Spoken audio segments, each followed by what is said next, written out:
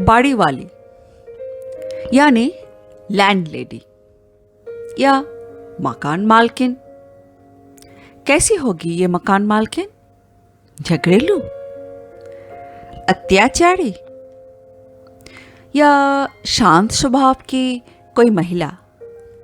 चलिए देखते हैं कैसी है ऋतुपर्णा घोष की ये बाड़ी वाली। ये एक अकेली, उदास, दुर्भाग्यपूर्ण मध्यवर्षी महिला है।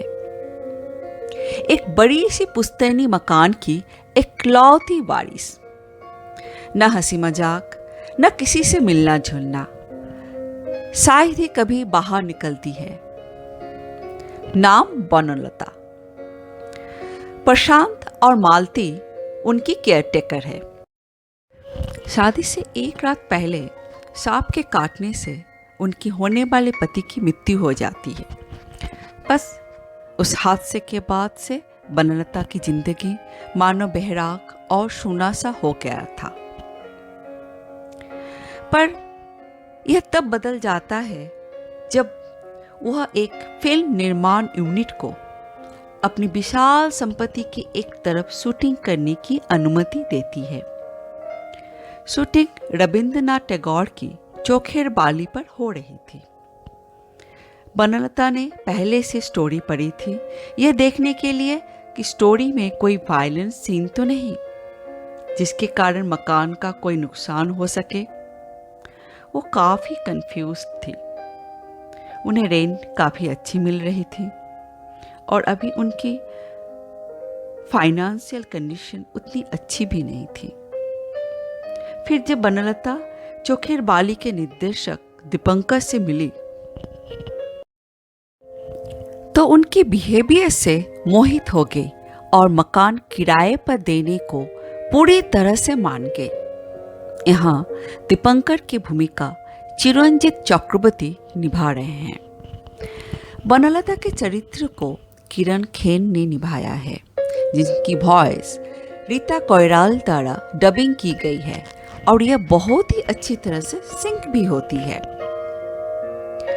वेल बिहेव्ड दीपंकर और सदा कुंठित बनलता में थोड़ी बहुत दोस्ती होती है। ऐसा मालूम होता है कि उन दोनों में कोई संबंध बन रहा है। दीपंकर बिल्कुल दुनियावी चरित्र की तरह है, जिसे बनलता हमेशा पाने के लिए तरसती रही है। हालांकि वह जानती है कि न केवल दीपंकर ने शादी की है, बल्कि उसका पूर्व प्रेमी सुदेशना अभी भी उसके लिए काफी मायने रखती है।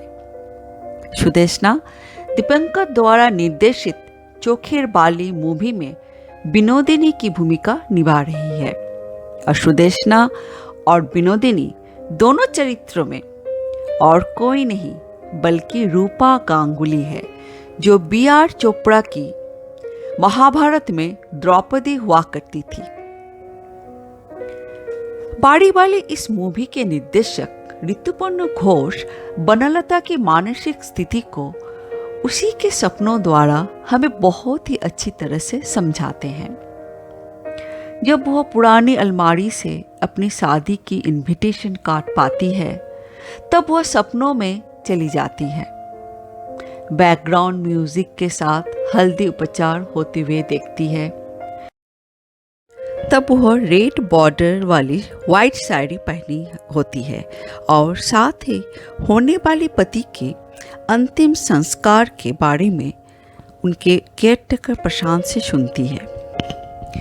उसके सपनों में उनकी दूसरी केयरटेकर मालती शादीशुदा बेस में होती है, जिसकी चरित्र सुदीपा चक्रवर्ती ने बेखूबी से निभाई है। वह बताती है कि अतिथि के लिए बनाई गई भोजन नष्ट हो गया है। सपने भी कितनी अजीब होती है। घर किराए पर लेने के बाद कभी दीपंकर घर का टीवी से रिपेयर कर देता तो कभी इलेक्ट्रिशियन का काम कर देता। बनलता भी हमेशा दीपंकर की मदद करती है, कभी प्रॉप्स के लिए उनकी स्टिचिंग, कभी पुश्तैनी बर्तन, कभी पुरानी पेंटिंग्स, तो कभी 108 दिया जलाने में हेल्प करती है, कभी एंटिक शोपीस शेयर करती है। अकेली बनलता विभिन्न तरीकों से दीपंकर को आकर्षित करने की कोशिश करती है। बनलता को दीपंकर के पर्सनल लाइफ जानने में बहुत चाह थी। चिट्ठी देने के बहाने बनलता दीपंकर के सहायक देवाशीष से मिलती है और दीपंकर के साथ उसकी पत्नी की संबंध की गहराइयां समझने की कोशिश करती है। जब दीपंकर के जन्मदिन पता चलता है तो वह तरह तरह के पकवान बनाकर उसे खिलाती है, यहाँ तक कि तोहफे में मकान का किराया मुफ्त करती है। फिल्मी सितारों और यूनिट के सारे ग्लैमरस लोग उन्हें श्रद्धा की नज़र से देखा करते थे। एक बार ऐसा हुआ कि किसी प्रसिद्ध हीरोइन शूटिंग के लिए नहीं आई। तब दीपंकर ने बनलता को अप्रोच किया उसे सीन में एक्ट करने के लिए। बनलता डरी हुई थी, फिर भी दीपंकर को ना नहीं बोल पाई। दीपंकर के साथ अपनी डायलॉग प्रैक्टिस करती रही। शूटिंग के वक्त भी बनलता बस दीपंकर के आंखों में आंखें डालकर ही अपनी डायलॉग ठीक से दे पाई। उनकी एक छोटी सी सीन में स्पेशल अपीयरेंस थी। उनकी अभिनय भी अच्छी थी। एक बार मालती और उसके बॉयफ्रेंड नारायण को बहुत करीब आते देख फिर से बनलता को सपने आते हैं। वह ब्लैक येलो कलर की साड़ी पहने हाथ में दूध के ग्लास लेकर बेडरूम में आती है, जैसे कि शादी की पहली रात हो। पर वह घर की मालकिन जैसे दिख रही थी, न कि कोई शादीशुदा औरत।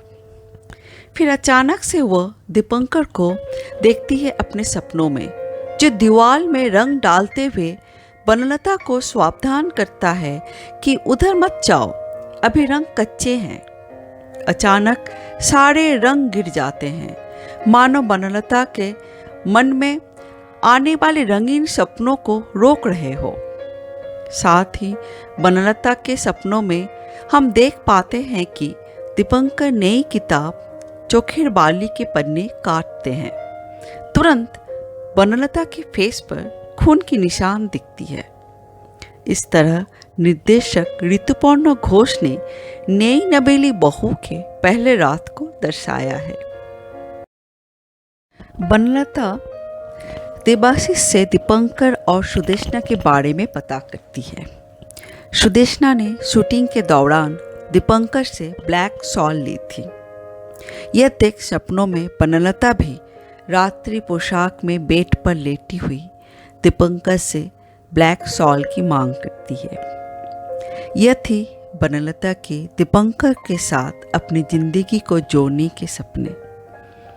इस तरह डायरेक्टर व्यथित बनलता की अपूर्ण इच्छाओं को एक के बाद एक सपनों द्वारा दिखाते हैं। वास्तव में वह सुदेशना से काफ़ी जलती थी।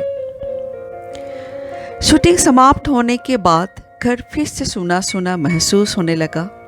दीपंकर ने बनारस से बनलता के लिए तोहफे में साड़ी और पान मसाला खरीदी।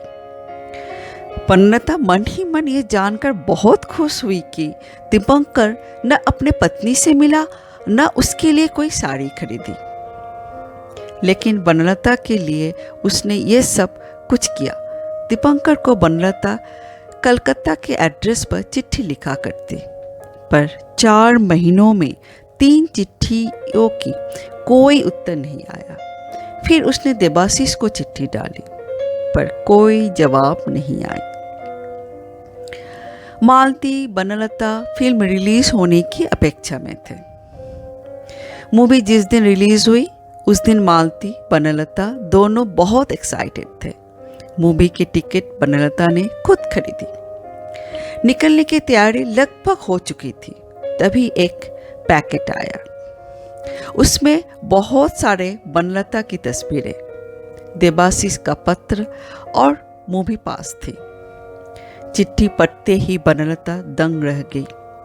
क्योंकि उसमें लिखा था कि उसकी अभिनीत की गई अंश को छांटना पड़ा क्योंकि मूवी की लेंथ बड़ी हो रही थी। कट करने के वक्त दीपंकर ने सभी को बताया कि बनलता को पहले से ही एक्टिंग करने की इच्छा नहीं थी। उसके सीन अगर कट कर दिया जाए तो कोई प्रॉब्लम नहीं होगी। देवाशीष ने भी आश्चर्य प्रकट करते हुए बनलता से सच्चाई पूछा।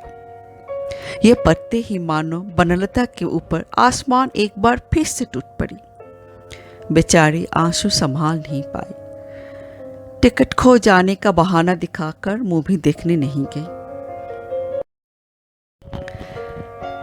तभी प्रशांत इलेक्ट्रिक प्रॉब्लम बताने आया तो वह खुद देखने गई पहले की तरह, और मूवी यहीं समाप्त होती है। बनलता की बेरंग जिंदगी सुनी ही रह गई। किरण खेर की एक्टिंग यहाँ लाजवाब थी। यह घोष की फिल्म हस्तियों के जीवन से संबंधित पहली फिल्म है। उन्हें नेटपैक अवार्ड मिले और किरण खेर को national film award for best actress मिली थी। सुदीप्ता चक्रवर्ती को बेस्ट सपोर्टिंग एक्ट्रेस अवार्ड मिली थी सन 2000 में। 100% देखने लायक मूवी है ये। इंग्लिश सबटाइटल के साथ एक बार ज़रूर देखें। मेरी ये एक्सप्लेनेशन अच्छी लगी हो तो लाइक करें और मुझे मोटिवेट करने के लिए ज़्यादा से ज़्यादा शेयर करें। न्यू अपडेट्स के लिए प्लीज़ सब्सक्राइब करें मेरे चैनल को। देखने के लिए, मेरे एक्सप्लेनेशन सुनने के लिए बहुत बहुत धन्यवाद।